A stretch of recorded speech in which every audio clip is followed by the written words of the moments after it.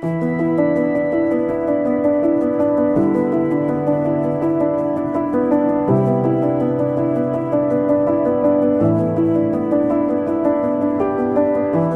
po si Congresswoman Pami Zamora ng 2nd District of Taguig at ito po ang Article 1 ng Verified Impeachment Complaint laban kay Vice President Sara Zimmerman Duterte. Respondent betrayed the public trust, committed culpable violations of the Constitution, and/or committed high crimes in contracting an assassin and plotting to murder or assassinate the incumbent president, the First Lady, and the Speaker of the House of Representatives as publicly admitted by her in a live broadcast. Tapusin nyo na yung fucking show ninyo. Tangina mo ka, utak na mo ka, utang ina ninyong lahat. Tulad ng naramdaman ng maraming Pilipino nung una kong napanood si Vice President Sara Duterte, nagulat ako at natakot para sa ating mahal na presidente, sa kanyang First Lady at syempre para kay Speaker Martin Romualdez.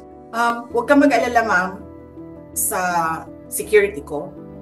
Kasi may kinausap na ako na tao. Sinabi ko sa kanya, kapag pinatay ako, patayin mo si BBM, si Lisa Araneta, at si Martin Romualdez. No joke. No joke. Nagbilin na ako, ma'am. Pag namatay ako, sabi ko, huwag ka tumigil hanggang hindi mo mapatay sila. And then he said yes. Malinaw na malinaw nung sinabi niyang paulit-ulit, no joke, no joke. Inulit pa nga nung reporter, tinanong nung reporter, sabi niya, but you already talked to a person, at ang sagot niya ay yes. So, but you already talked to a person Yes. to do that Yes. in the event that you get killed? Yes. Yes. Para po sa amin dito sa Taguig, malinaw po ang sinabi ng Vice President. May kausap siya na willing pumatay para po sa kanya. Maliit ka man o malaking tao, ang direktang pagbabanta sa buhay ng kahit sino ay never magiging tama at hindi dapat kinukonsinte. I do not take the threat of the Vice President lightly. Sa amin po dito sa Taguig, hindi po namin palalampasin ang mga sinabi ni Vice President Sara Duterte laban sa presidente na ating hinalal at minamahal. Lagi po nating tatandaan, if kaya po ni Vice President Duterte na pagbantaan ang buhay ng mataas na opisyal tulad ni President Bongbong Marcos, ni First Lady at ni Speaker Martin Romualdez, kaya po niya itong gawin sa akin at sa ating mga ordinaryong Pilipino. No one is beyond the killing reach of the Vice President. Ang ibig sabihin po ng pagbabantang ito ay walang sino man ang maaaring tumaliwas sa kanila. Walang sino man ang maaaring magtanong.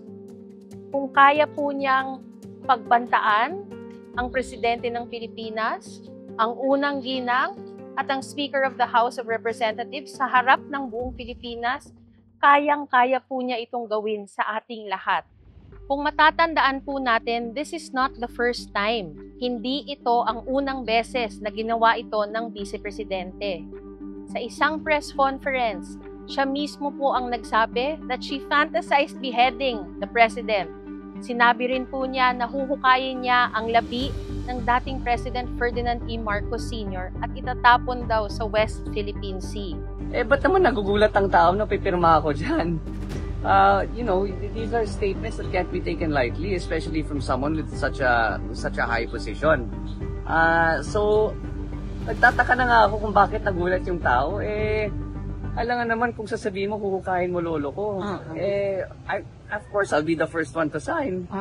Para po sa akin, wala pong public official o normal na tao ang dapat maringgan ng ganitong mga pananalita. Bilang isang maimpluwensyang tao at ikalawang mataas na pinuno ng bansa, hindi po tayo dapat nariringgan ng mga ganitong pananalita.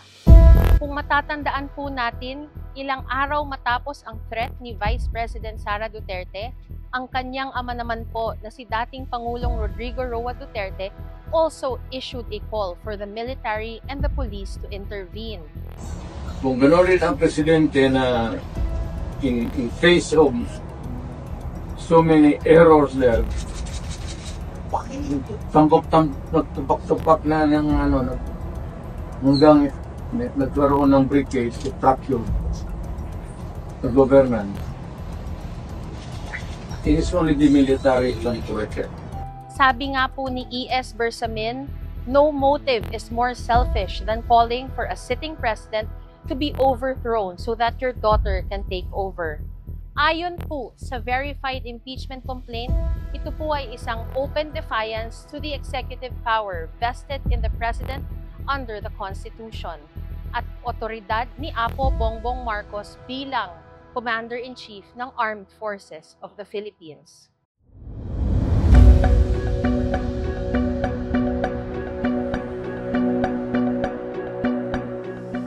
Sa akin pong palagay, tulad po ng nakasaad sa ating pinirmahan na impeachment complaint laban kay Vice Presidente Sara Duterte, naniniwala po ako na kapag pinagsama-sama ang mga ito po ay maaaring ikonsidera na high crimes dahil ito po ay makakaapekto sa orderly working of government, making the Vice President unfit to remain in office. Mr. Speaker, I move to take up additional reference of business. Additional reference of business, verified complaints for impeachment.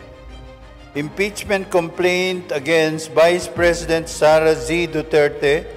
Considering that the Secretary General has certified that at least 215 members of the House of Representatives have verified and swore before him the said impeachment complaint against Vice President Sara Zimmerman Duterte. There is a motion to direct the Secretary General to immediately endorse to the Senate the impeachment complaint. More than one-third of the membership of the House, or a total of 215 members. Is there any objection? The Chair hears none. The motion is approved. The Secretary General is so directed. The session is suspended.